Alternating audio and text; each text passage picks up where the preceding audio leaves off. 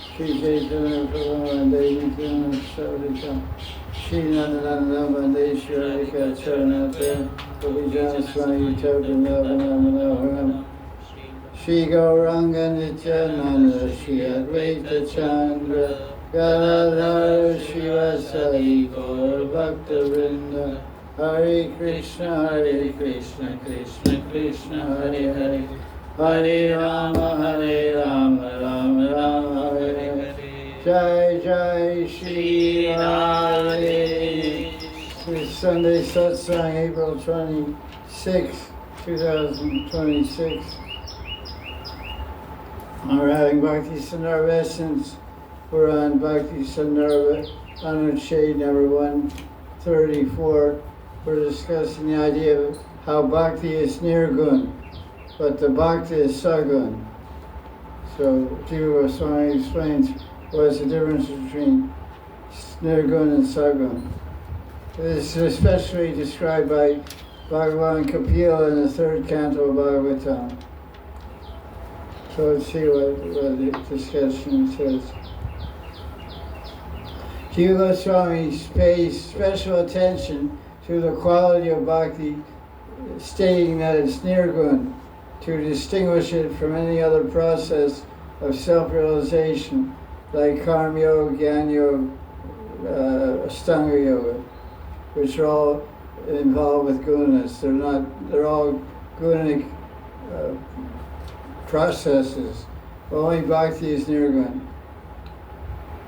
All the other ways of self-realization are within the modes of material nature. Jiva firmly emphasizes this point so the beginner on the path of Bhakti does not have any doubts about the self-sufficient nature of Bhakti. This point is of special relevance in the present age of fusion and eclecticism, wherein the trend is to mix different cultures, religions, food, fashion, music, and lifestyles. This is a commentary by Sanatana Das Babaji. Now people do a little Bhakti, a little Buddhism, a little yoga, and a little mushrooms. They drink coffee, eat mushrooms, chant Hare Krishna, chant Om Padme Hum, wear dark red clothes, and they're a Buddhist fusion of Buddhism, Hinduism, Gaudiya, mushrooms, and tomato sauce. So it's called Sagun,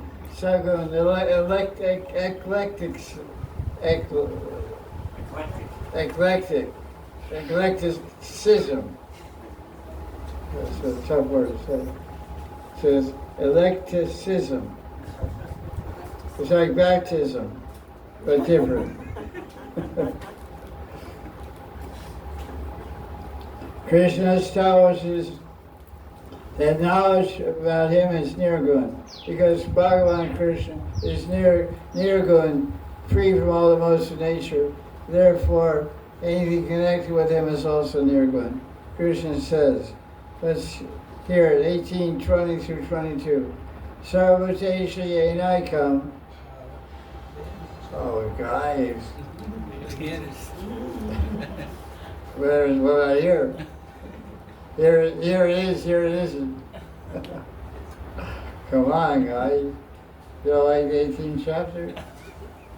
Okay, okay, you only know 650 verses, okay, let you go.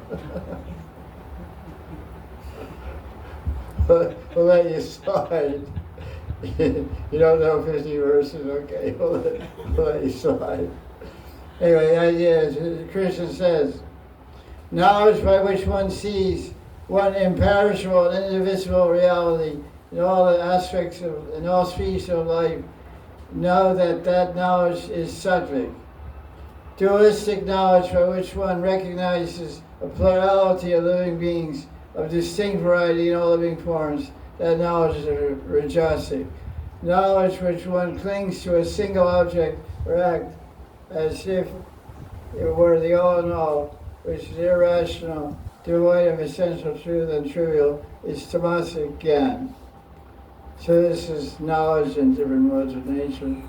Knowledge of Bhagavan Sri Krishna manifests by the grace of Bhagavan or his devotees. The grace of devotees is also nirgun. Unlike Brahma Gyan, which depends on sattvic knowledge of Bhagavan, Parameshwara Gyan is self-luminous. For this reason, it could even manifest in Vritrasura, who is in a asuric body constituted of rajas and tamas. So the body that we have may be full of ignorance and passion, but spiritual knowledge can manifest within us. That's what he's saying.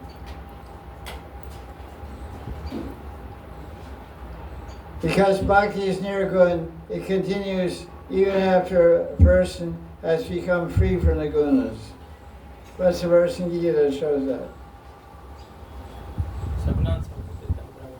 Yeah, what's the whole verse? Samasarayeshu Bhuti. Oh, that's not it. Mamshiro Vichaya Bhakti Yogena Sevate Sakadan Swati Jajan Brahma Bhagavata Kalpate. When you do bhakti, you transcend the modes of nature. I think that's so right. Yeah. So, any action performed for the pleasure of Krishna is nirgun. So it's nirgun prasad. But it has taste. That's so good. Has flavor, has color, has smell. Otherwise, it's within the realm of the three gunas. Knowledge pertaining to Bhagavan is nirgun. All other knowledge is sagun. What does that mean, sagun? With modes. With what modes? Modes of nature. Sattvagun, Rajagun and Tamagun. Yeah, some ignorance, some passion, some sattvic. On the basis of this principle, Jiva divides even Brahma Gyan into two categories. Brahma Gyan of the devotees is nirgun because it arises from nirgun bhakti. But the Gyanis, Brahma Gyan is sattvic because it arises primarily from sattva gun. The intuition of Brahman is naturally disclosed to a devotee because it is included within the realization of Bhagavan. Devotee realizes Brahman as but an indistinct disclosure of Bhagavan Sri Krishna. Among Gyanis there are two classes. One considers Brahman to be superior to and independent of Bhagavan. Those who hold this view consider the form of Krishna as illusion or product of Maya. They practice some bhakti only to attain perfection in Gyan Marg. Bhakti removes their avidya, but does not free them from their vidya, which is rooted in sattvic gun. Thus they have some notion of Brahman, but they cannot attain mukti. Such Gyanis fall down sooner or later because of their offenses to Bhagavan. That is stated by the Devas in their prayers to Krishna in Devastuti, 10th canto, chapter 2, verse 32. What's that much? Yanye Ravidaksha Vimuktamaninas Trayasta Bhava Ravashudavudya Aruri Krishna Paramparam Patanti Adavadnatri Yishwarangriya. That's Devastuti, prayers by Deva.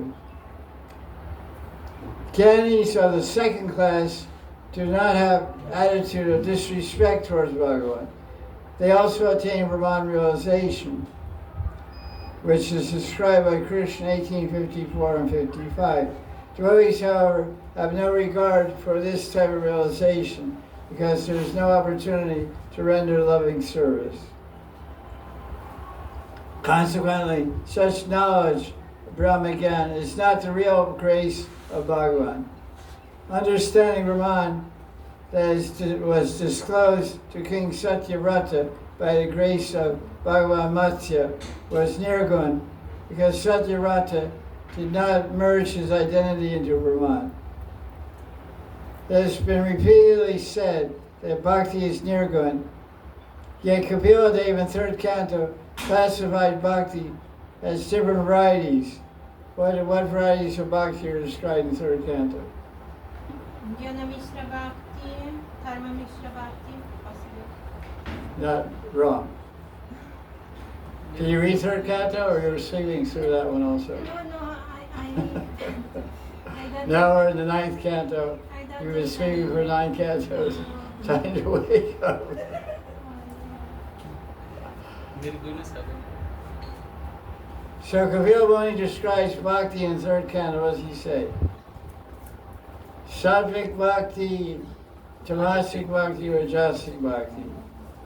Oh, Now I will remember. now I'm really confused. Basically, just to understand, you're in tamasic bhakti. No, it's not true. But it depends. Here's what he explains. Bhakti is never tamasic. Bhakti is always what? Beyond. Nirguna. Nirgun. But the bhakti is Sagan. sagun. Sometimes the bhakti is in tamagun, and sometimes in rajagun or sattvagun. But the bhakti is also supposed to be nirgun. Nirupadika and niraparadika. The free from aparats and the designation. So, bhakti is always nirgun, but descriptions of bhakti as sagun refers to the quality, condition of the heart of the devotee who's under the influence of the gunas. Sound familiar? Yes. Are you under the gunas? Not me. As long as gunika influence is present, devotees undertake bhakti with a corresponding material motive. This is clear from the words of Kapila, and he describes it here. See where you key in here. There's a description of different kinds of bhaktis. Here's a Tamagunmala. See if it fits. If the shoe fits, wear it, right? A devotee who gets angry, like me, whose vision is rooted in duality, who renders devotion with the intent to harm others, to uphold some pretense, or to bear malice, is influenced by tamagun. Now here's a rajasic devotee. He has a separate sense of self. He worships the Murti with a resolve to enjoy sense objects, fame or opulence. He's influenced by the quality of Rajagun. There's a lot of devotees like this. That's usually Rajasic devotees say, like really opulent puja, really opulent Mahaprasad. Because they're inclined towards self-gratification, not pure seva. They want to enjoy it. There's here sattvic quality. A practitioner holding a separate, holding on to a separate self of sense, who worships the Murti with the intent to become free from karma, and offers karma to Bhagavan, or because considers it as a moral obligation, is influenced by sattvic.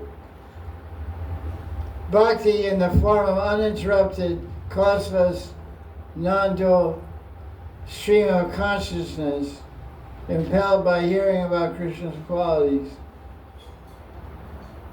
is indeed the characteristic of Nirgun Bhakti Yoga. It's the Srupa Bhakti, Siddha Bhakti.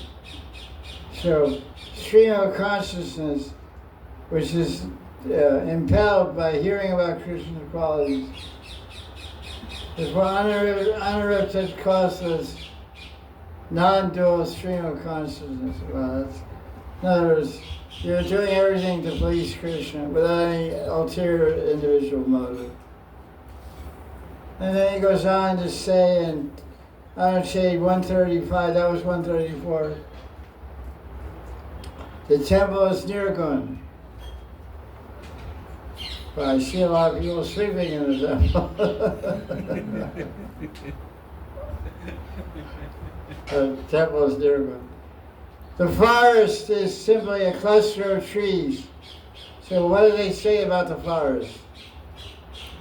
Sometimes people say what? They say Living in the forest is sattva. Sattva. they say the forest is sattva. Is that true? Yes or no? No. It's more tamaguna. No, no. You said tamaguna couldn't buy. Yes. Gee, what's wrong with that? From your class. You quoted. The forest itself is not sattva gun. It's simply a cluster of trees which are all tamagun. Yeah. Because they're sleeping. I don't know, that's what he said. It's a habit for wild animals who are rajasic at best. The forest contains an element of sattvic, inasmuch as it's solitary, peaceful place devoid of human noises. But this sattvic characteristic is secondary to the raja and tama of the trees and animals. Tribal people who live in the forest are also largely under the influence of rajas and tamas. If, however, the spirit of devotee goes and lives in the forest, then the forest gives one a sattvic residence. The old days, people live in the forest in Vanaprastha life. Husband and wife would live in the forest peacefully doing bhakti.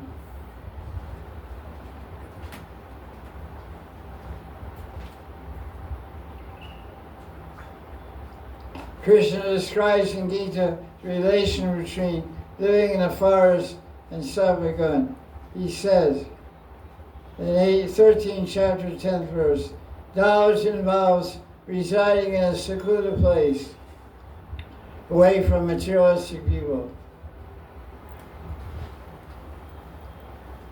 And in 1852, Krishna says, living in the forest in a solitary place is conducive to Brahma gyan. So I must emerge in Brahman. I got a lot of trees around here.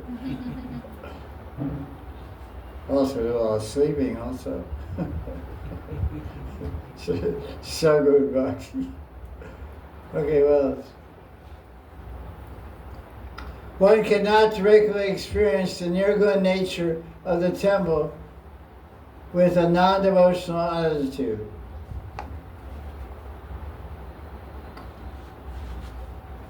One cannot see atoms in a physical object, so one cannot directly experience the nirguna nature of the temple with a non-devotional attitude. The most highly evolved devotees can see Bhagavan's temple as nirguna. In the Brahma Puran, it says higher people see that people live in holy places as having forearms. There's a forearm Bhagavati right there. You see, Baba's got forearms. The Vaikunthavasi. No. No. Oh, okay. Well, you're not highly evolved in spiritual consciousness. In other words, highly evolved devotees have the vision of the unmanifest abode of Prakriti Vrindavan in Prakriti Vrindavan in Upper Vrindavan. This is also described in Krishna Sandarbha. So that's it for Anushade 134 through 135. That was the class study. Bhakti is nirgun, so bhakti may be sagun, but we should try to become nirgun bhakti also. And I'll take some water.